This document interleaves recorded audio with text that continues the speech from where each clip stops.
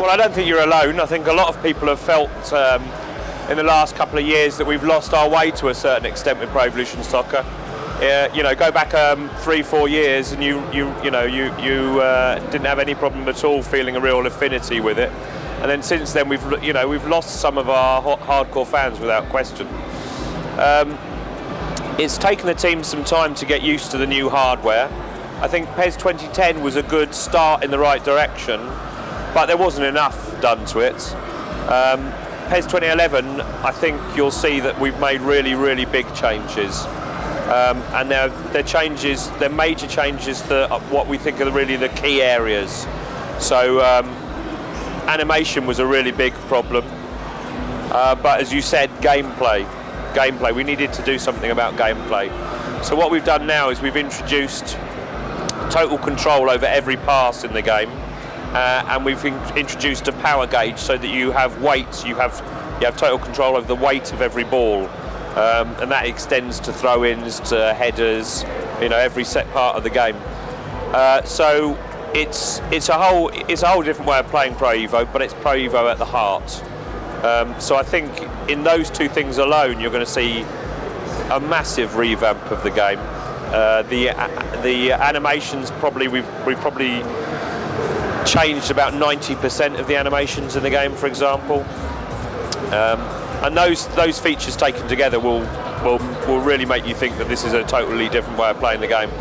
We've also included new one-on-one situations, new improvements to help with the one-on-one situations, new defending options, so you can choose to track the ball now to hold up play. And we've I think something like double the number of tricks and feints or something like that in there now, and you can link them together as well. There's much more physical contact between the players, so jostling plays a big factor in trying to break through a defence. Ball physics have changed. The textures have increased in quality. There's a much better textured pitch. The lighting's been improved. There's more feeling of a 3D crowd. The sound's improved. Right throughout the game, the menus have improved. We're doing a lot of stuff with the tactics screen, drag and drop tactics that react to certain situations, so you can set up tactics in advance so that your team will play in a certain way depending on what happens on the pitch. And then we're introducing other new features like Online Master League, we're revamping other modes, and we're doing a lot with the edit mode as well. So it's massive changes for us this year, massive.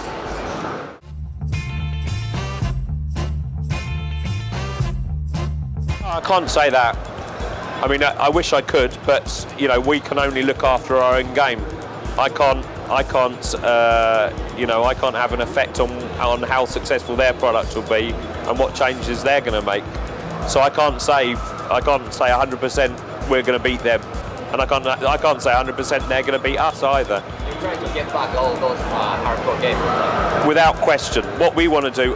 The competition is great. It pushes the genre on. And obviously we watch out for each other. We keep an eye on what the other product is doing. But yeah, you're right. What we're trying to do is win back our hardcore fan base. That's the goal. And I think PES 2010 will do that. I think, you know, if fans want a new kind of Pro Evo that plays in a completely new, exciting way, then I think they'll be happy to come back. If they, you know, maybe they've switched sides for good. Maybe it's impossible to get them back. But I still think that hardcore fans want to come back.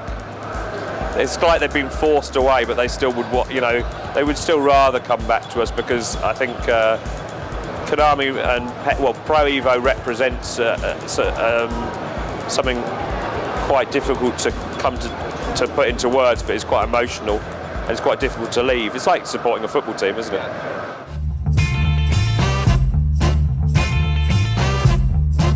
We'll see more licenses, but unfortunately I can't talk about those at the moment because they're under negotiation. I mean, it's really exciting to get South American football in there.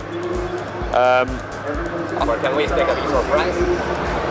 Yeah. To be honest, because it was a license that was done in in South America and in Mexico as well, of course. I didn't find out much about it until it had been done.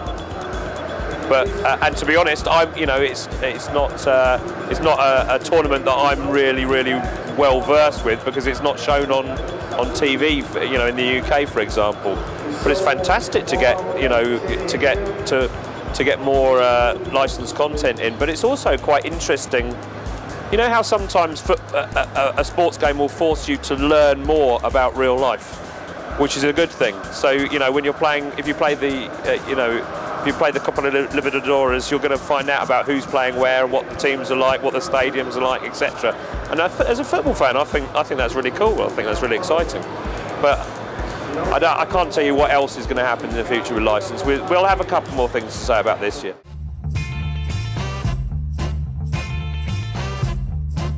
Online, the big changes will be the online Master League and making sure that the online experience is as high a quality as we can make it. And at the moment we've not got there. PES 2010 didn't get there. There were improvements, but we need to make sure that 1-on-1 and 2-on-2, that those situations we provide an excellent online service before we can start doing 6-on-6, 10-on-10, 11-on-11 eventually. But and I think that's what fans want to see us do first.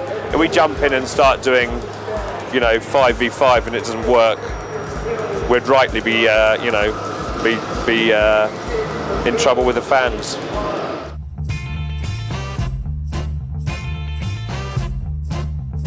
I don't know about sports games in general, but in terms of football, obviously new technology means that you can include more detail, etc. That's the obvious stuff. With football, I think it's going to be interesting to see how, and maybe this is all happen with this technology, how you have more control over the ball. At the moment, you have control over the team. Is there going to be ways of taking the ball, of controlling the ball, of little strokes of the ball, adding extra touches, etc. Something like that. Some more personal interaction with the ball.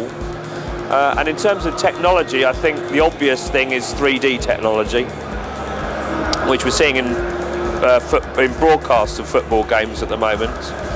And that could be quite interesting, because obviously when you're playing a side on view of the pitch, it's difficult to get a true sense of depth.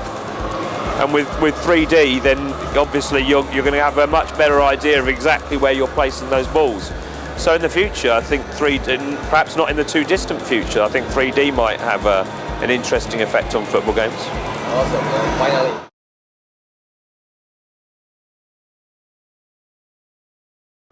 I didn't bet on this, but I kind of wanted to before I left. I think either, and this is not what other people say, but so I could be completely wrong, but I have a sneaky feeling Germany will do well. They're a young team. Apparently they've still got to learn a lot. Maybe they're unproven, but I don't know. I think Germany might have an out. As soon as Germany get into the knockout stages, I think they're in with a shout.